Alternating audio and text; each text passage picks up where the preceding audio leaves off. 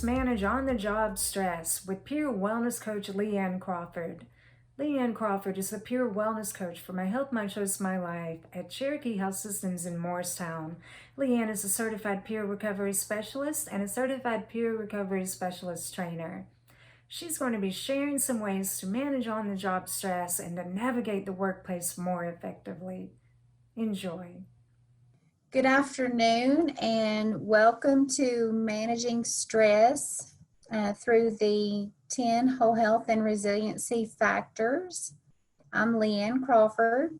I'm peer wellness coach and certified peer recovery specialist. Thank you for being here with me this afternoon. To open up the workshop, I want you to consider who is your favorite superhero and cartoon character? And I want you to think about why.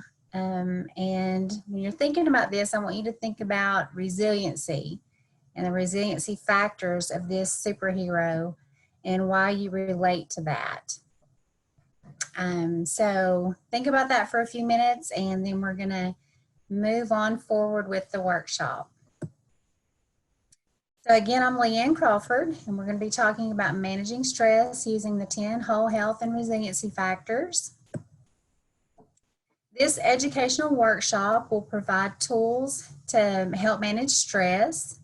It will be enjoyed by people in recovery, behavioral health, primary care providers, IPS professionals, and anyone wanting a better understanding of how to manage stress. The target audience is anyone in recovery, behavioral health and primary care providers, IPS professionals, and just anyone wanting to learn about how to manage stress.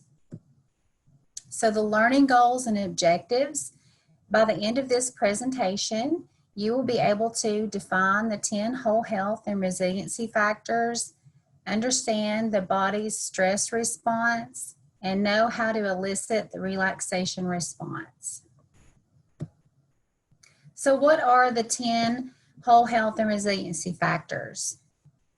Stress management, healthy eating, physical activity, restful sleep, service to others, support network, optimism based on positive expectations, cognitive skills to avoid negative thinking, spiritual beliefs and practices, and a sense of meaning and purpose.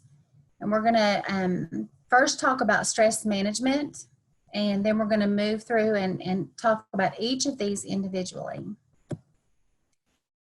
So stress management. So let's first break down and talk about stress a little bit more. 60 to 80% of healthcare visits are due to stress. And when a person is under stress, the brain has to work extra hard.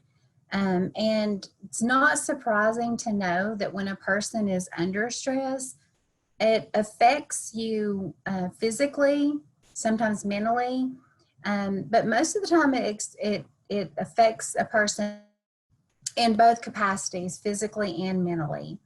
And stress can occur via many pathways in a person's life.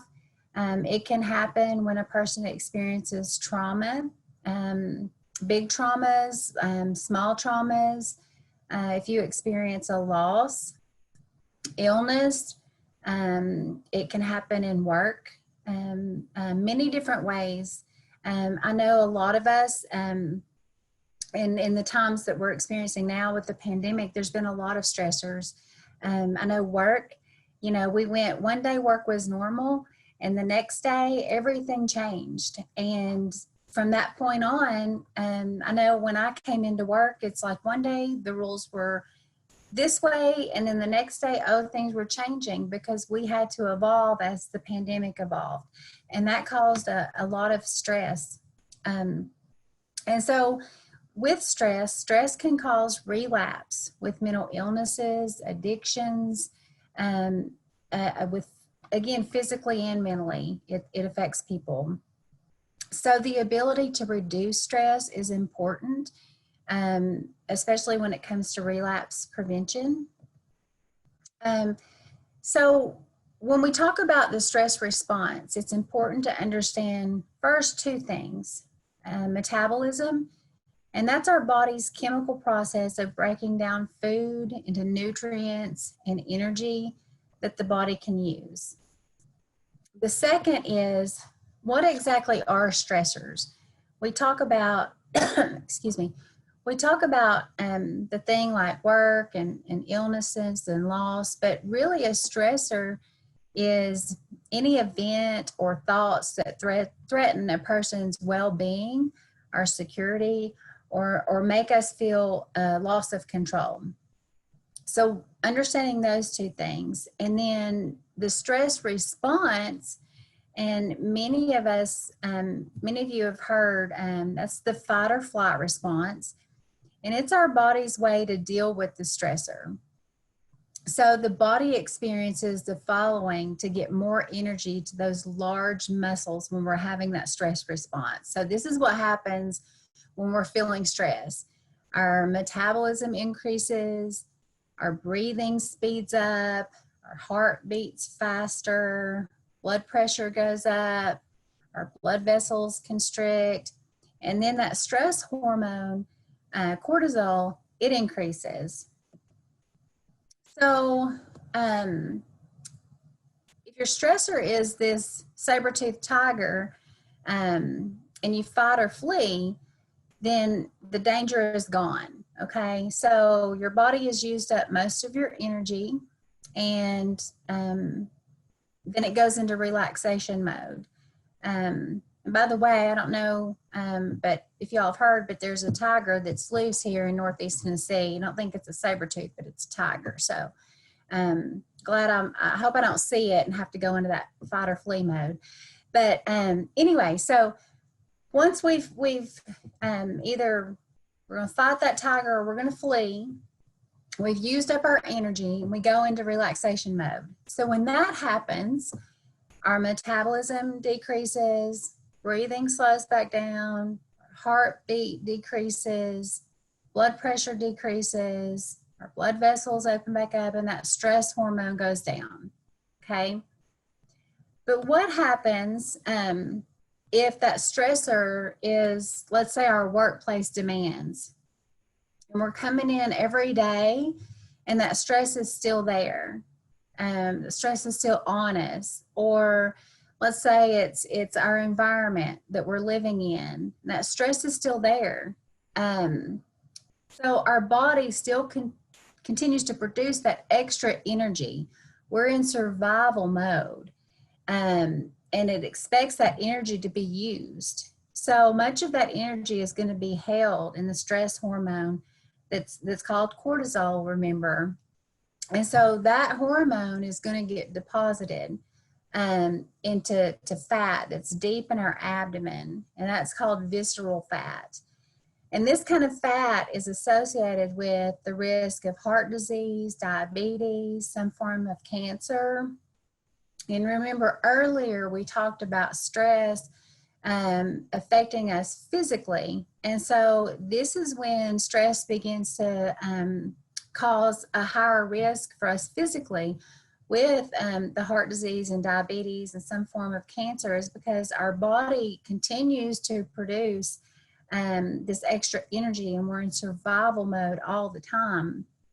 And so that the stress hormone is depositing this deep fat. It can also affect our liver function, and it weakens our immune system. So what do we do about it?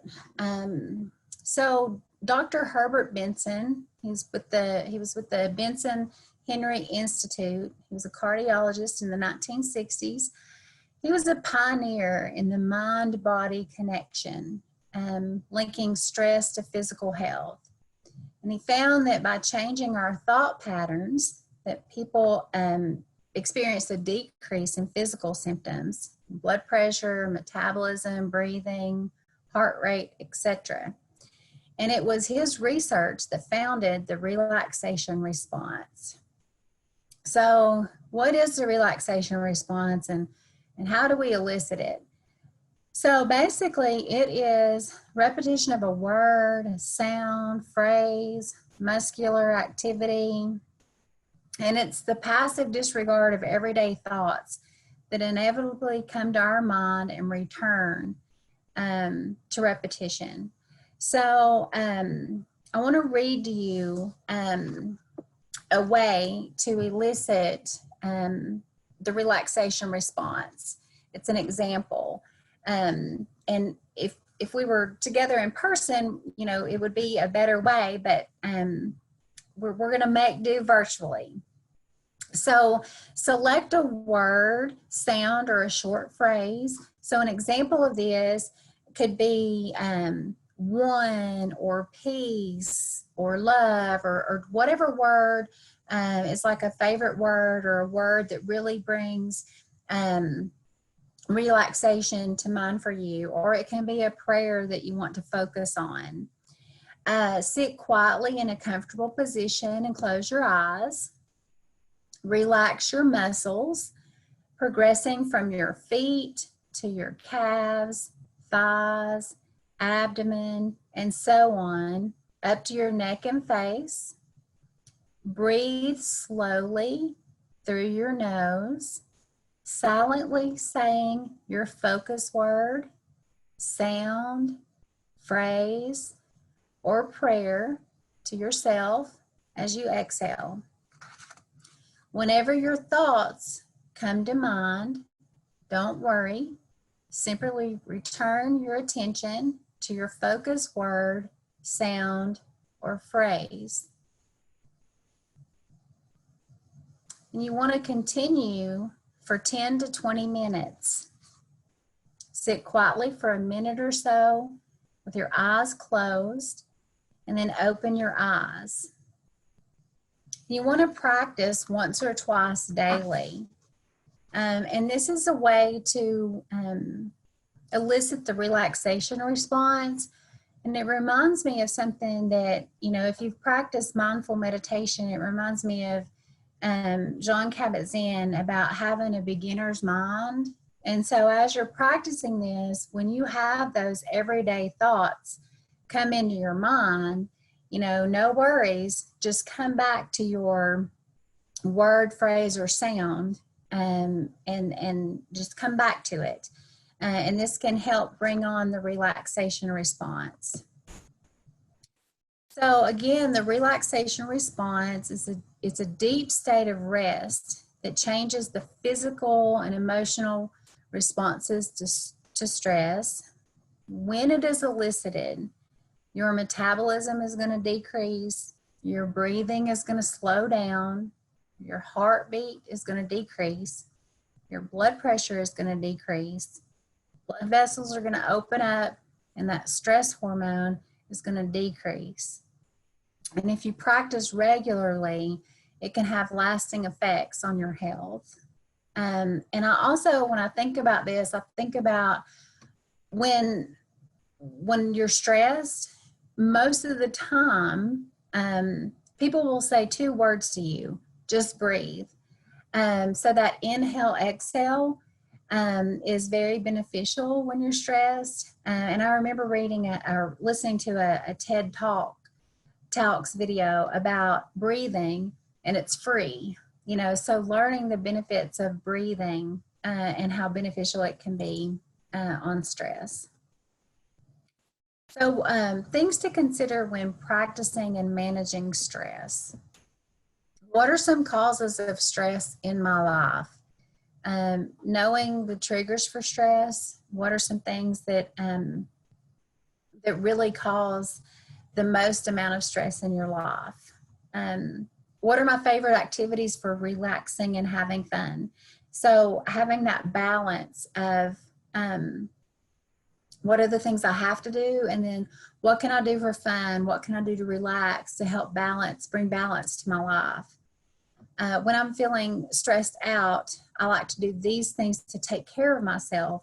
You know, self-care is crucial. Filling your cup back up. And then what are 3 to 5 things I might start doing on a regular basis to reduce the impact of stress in my life? So this is moving from thinking to taking action. We can think all day long about these are the things that cause stress in my life. These are my favorite activities. And, these are the things that I like to do to take care of myself. But what am I going to do about it? The last part I might start doing, that is an action statement. So, I invite you to look at these questions, answer them, and then on the last one, write them down. Make an action plan, set a goal for yourself on the things that you really are willing to take action to begin to do to help manage the stress in your life. So moving into the 10 whole health and resiliency factors, these are other ways to manage stress and your overall wellness using the 10 whole health and resiliency factors. So the first one is healthy eating. If you look at the plate on the left, this is the My Plate method. You'll notice that half of the plate's divided. Half of your plate is fruits and vegetables with more vegetables than fruits. The other half is grains and protein, more grains than protein, and then your little bit of dairy. So work on, fruits and vegetables, lean meats, whole grains, dairy products, try for skim and 1%. One thing that I think a lot of people maybe don't know about dairy is, with dairy, you're looking for calcium, and whether it's skim or whole, it still has the same amount of calcium. So go for the skim or 1%. Baked and broiled meats are healthier. Drink water. So rethink your drink, go for the water instead of the soda. Strive for smaller portions. If you want more information about healthy eating, choosemyplate.gov has a wealth of information on healthy eating. Physical activity. The one thing about physical activity that I really want to encourage is, physical activity shouldn't be a chore. It should be fun. So some examples, walking, hiking, biking, gardening, dancing, taking the stairs instead of the elevator if you're able to do so, parking further away, getting a pedometer or a fitness tracker, the local community center or gym. I know some of them have opened back up.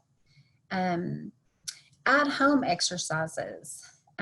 So there's many things that you can do at home when it comes to physical activity.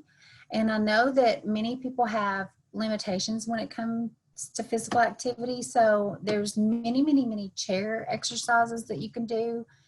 Almost any of the traditional physical activities can be done in a chair.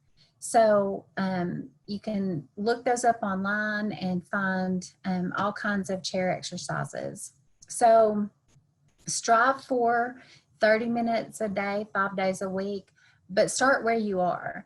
If you need to be at, 2 minutes, start at 2 minutes. Movement is what I like to tell people. So I was in a webinar yesterday, and it was said, physical activity is medicine. So I thought that was a pretty neat quote. So physical activity can definitely help with stress and many other conditions. Restful sleep. So this is one of my favorite topics. I love to talk about sleep hygiene. Trying not to nap during the day.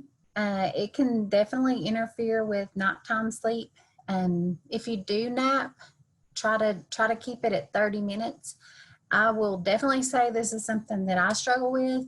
If I take a nap on the weekends, I'm one that can take a bit of a long nap. but try to keep it at 30 minutes to not interfere with nighttime sleep. Avoid stimulants. This is caffeine, nicotine, and alcohol too close to bedtime.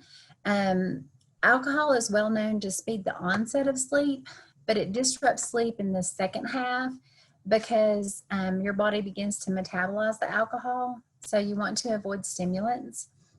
Exercise, there we go, talking about that again. It can help with sleep. So any kind of demanding exercise should be done earlier in the day. And then your relaxing exercises, deep breathing, flexibility, walking can be done before bed to help with sleep. Food, it can be disruptive to sleep. When you think about any kind of heavy meals, spicy meals that may cause some heartburn.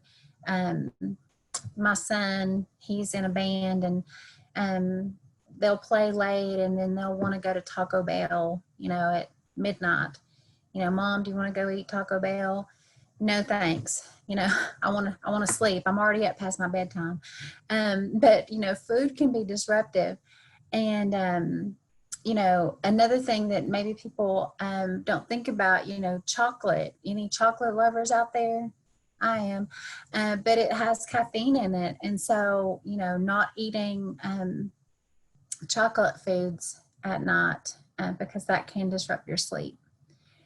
Exposure to natural sunlight. So, light exposure, that helps with keeping a natural sleep wake cycle.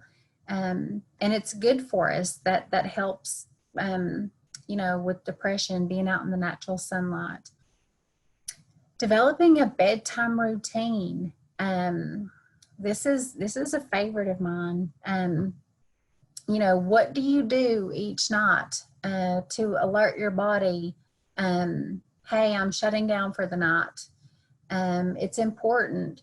So, having a set time that you maybe take your nighttime meds, wash your face, put on your PJs, it helps with a restful sleep. Associating your bed with sleep.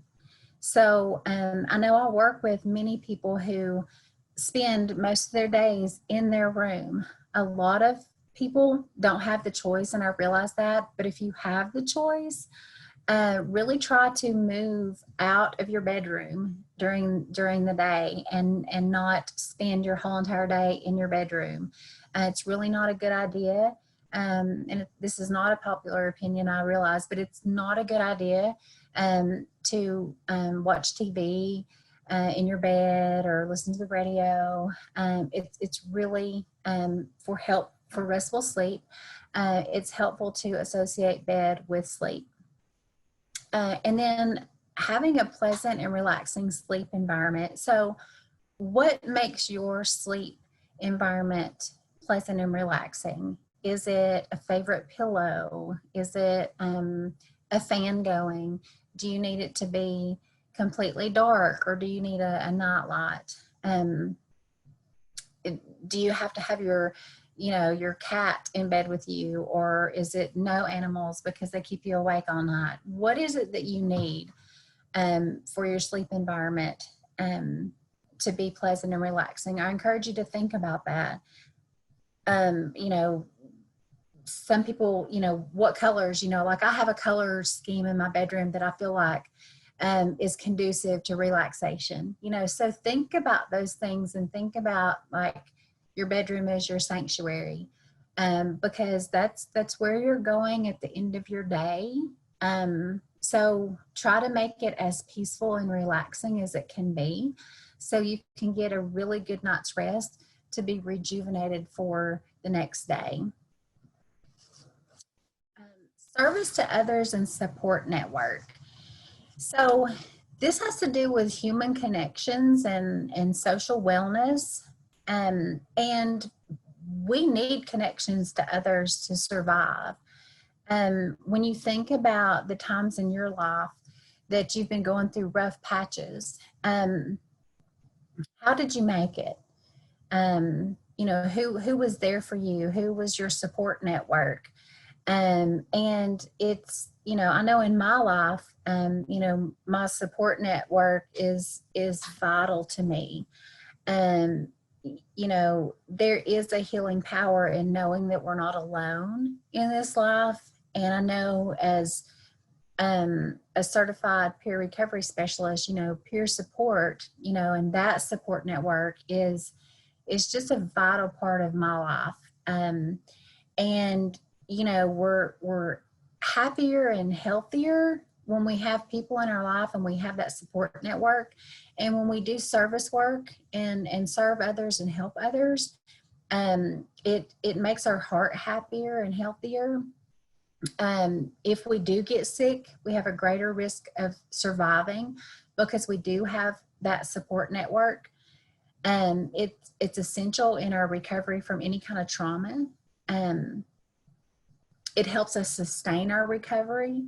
So, when we think about the time that we're in now, we are in a place where we're having to be creative with how we maintain our social supports and our social network.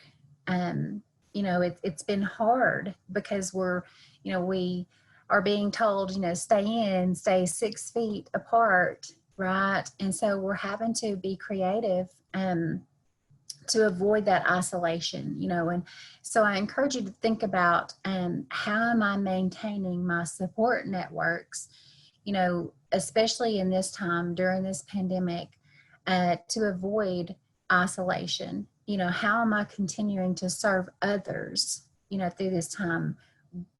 Be creative. I know we've had to be creative where I work with how we are serving others. And you can do it. It takes teamwork. And again, that's, pulling together and working together and letting people know you are not alone during this. It makes you happier. It makes you healthier. And so that's a big part of service to others and supporting each other. Okay. Optimism based on positive expectations. So positive expectations is future focused. This is when you are hopeful about the future. You have positive expectations. You're not thinking negatively. You are optimistic.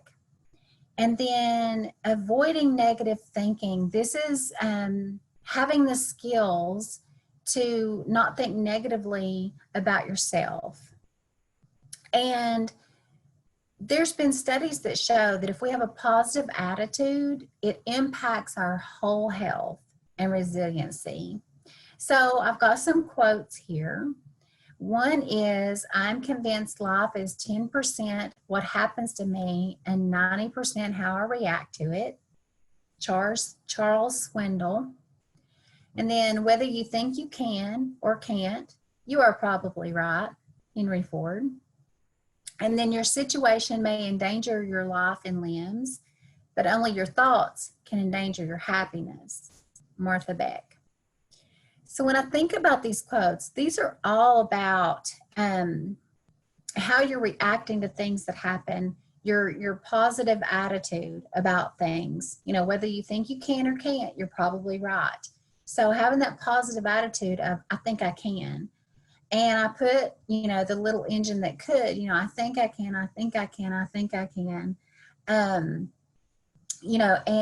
being positive about things. And sometimes it's very hard to do. It's very hard to avoid those negative thoughts that come into our mind.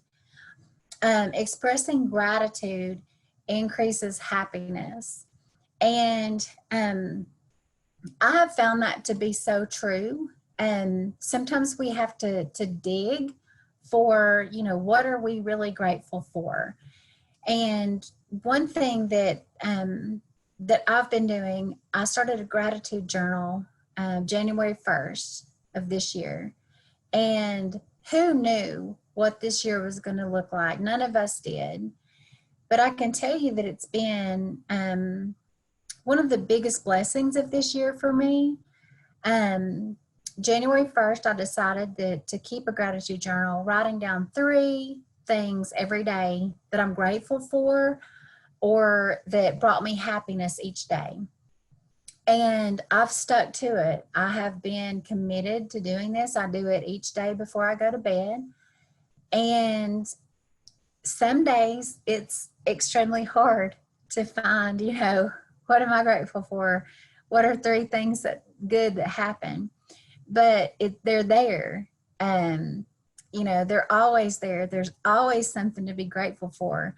And at the end of each month, I count up my blessings and I review everything that's happened in the month that I'm grateful for or that has brought me happiness. And it makes me realize that through everything that's gone on this year, man, guys, I'm so blessed in my life. Even with all this negativity that's going on, not just with the pandemic, but with all the unrest that's happening in the world, I'm grateful. I'm grateful, I'm thankful, I'm blessed.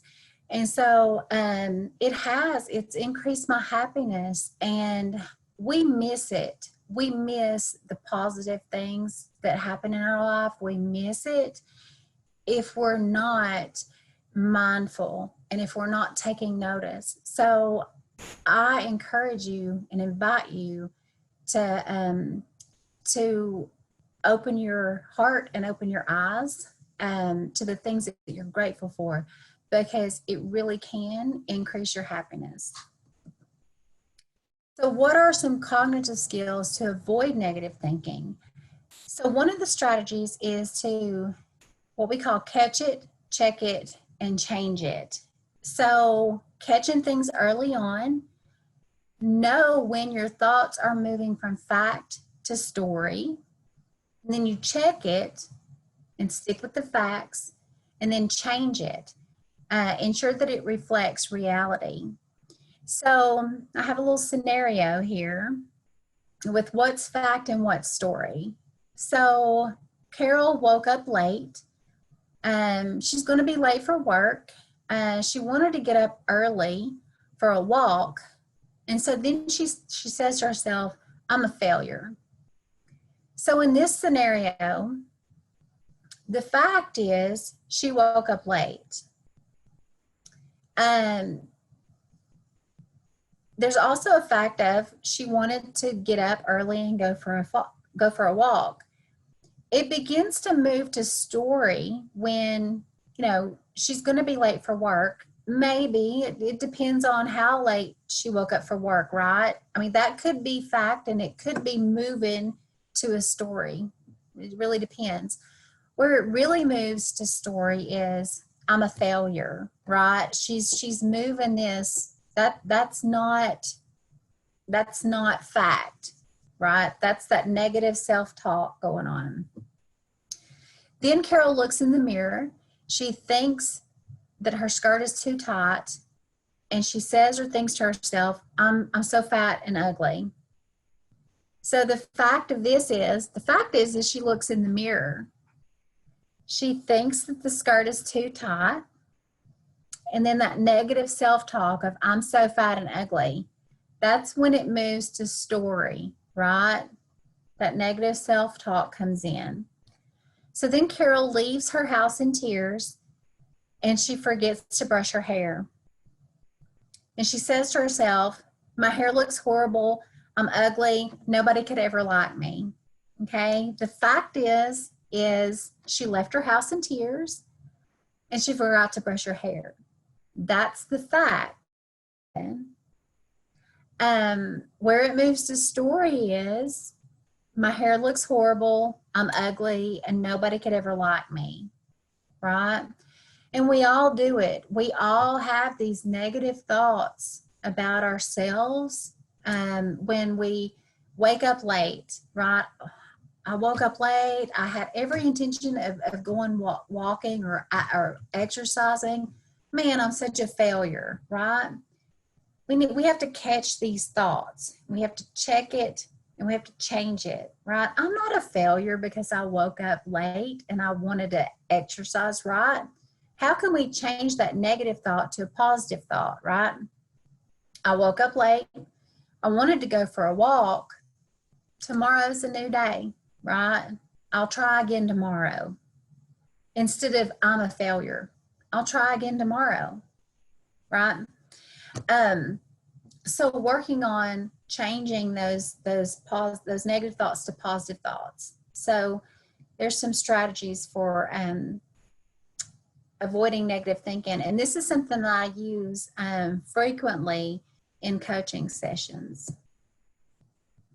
Spiritual beliefs and practices mixed with sense of meaning and purpose. So this one has to do with being connected with something more than me. It may include a belief in a power that created and controls all life. May include a belief in the interconnectedness of all living creatures. So this can include nature. It can include your religious practices. It can be clear. It can be concrete. It can be mysterious. This one, it plays a major role in AA and the 12-step programs. It can be anything that brings you a sense of meaning and purpose. For many people, it's prayer, it's going to church. For this training, it is defined as a sense of meaning and purpose that plays a big role in a person's ability to weather life's storms. So what is it in your life that brings you that sense of meaning and purpose that helps you weather storms? Is it, what spiritual belief helps you weather those storms? And it's different for everybody. So knowing that, a lot of people sometimes get nervous when I talk about spiritual wellness or bring that up in the 8 dimensions of wellness. So being able to talk to people about spiritual wellness and letting them know that it is whatever brings them that sense of meaning and purpose. So those are the 10 whole health and resiliency factors, and the stress management and the stress response, and some ideas on how to manage stress in the workplace or in life in general. And if you have any questions for me, my contact information is on the screen. You can reach me in the office by phone or by email. And I thank you so much for being with me this afternoon. Thank you. Thank you so much for being here, and thank you to Leanne Crawford for that great presentation. We know you got a lot of good information out of that, and we hope that you got some good information to take back and share with the people you serve every day. We wanted to remind you that there's still more to come, so please visit the session lobby, also the exhibit hall for more great resources, and go ahead and hit the survey button at the top of your page to fill out your evaluation for this session. Thank you.